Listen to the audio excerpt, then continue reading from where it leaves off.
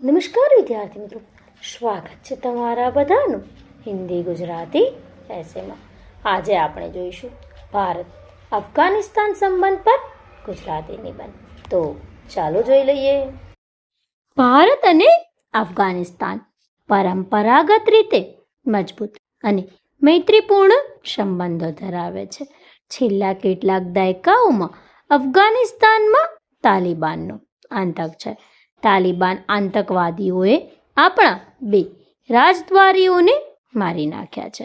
વર્ષ 2013માં આતંકીઓએ અફઘાનિસ્તાનમાં રહેતી ભારતીય લેખક સુષ્મિતા બેનર્જીને પણ પોતાનો શિકાર બનાવી હતી.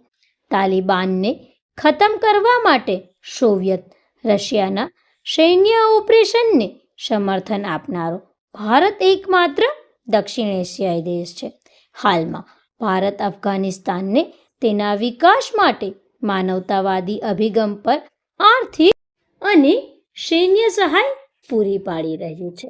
અફઘાનિસ્તાન ભારતને પોતાનું ભાઈ રાષ્ટ્ર માને છે.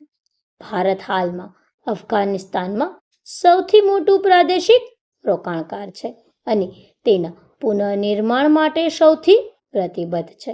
ઘણા ભારતીય કામદારો અને ભારતીય સેનાનો કેટલોક ભાગ અફઘાનિસ્તાનમાં રસ્તાઓ, રેલવે, હોસ્પિટલો, શાળાઓ વગેરેના મોટા પાયે નિર્માણ કાર્યમાં રોકાયેલા છે. સંયુક્ત રાષ્ટ્રએ પણ અફઘાનિસ્તાનમાં ભારતના શાંતિ પ્રયાસોની પ્રશંસા કરી છે. હાલમાં અમેરિકન આર્મી ISF અફઘાનિસ્તાનમાં શાંતિ જાળવવામાં મહત્વપૂર્ણ યોગદાન આપી રહી છે, પરંતુ અમેરિકાએ હવે તેની સેનાની આ ટુકડીને તેના દેશમાં પરત કરવાનું શરૂ કરી દીધું છે. આપણા વર્તમાન વડાપ્રધાન શ્રી નરેન્દ્ર મોદી કહે છે કે અમેરિકાએ ધીમે ધીમે ત્યાંથી પોતાની સેનાને તબક્કાવાર પાછી ખેંચી લેવી જોઈએ, જેથી ત્યાં લોકશાહીના મૂળિયા મજબૂત થઈ શકે.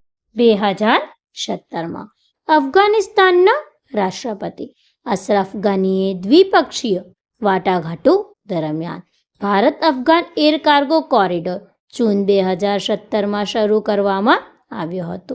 તે દરમિયાન ભારતના પુનઃનિર્માણ પ્રયાસોની પ્રશંસા કરી હતી.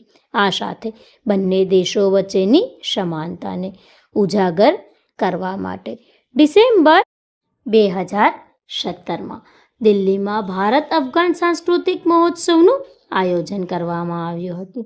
વર્ષ 2018માં ભારતે તાલિબાન સાથે યોજાયેલી વાટાઘાટોમાં બિનસત્તાવાર રીતે ભાગ લીધો હતો.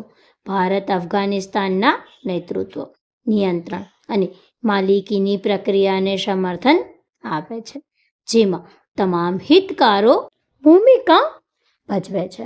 ભારત અને અફઘાનિસ્તાન વચ્ચેના સારા સંબંધોને કારણે શૈક્ષણિક માળખાગત વિકાસ માટે જુલાઈ 2020માં ભારત અને અફઘાનિસ્તાન વચ્ચે 5 કરારો પર હસ્તાક્ષર કરવામાં આવ્યા હતા.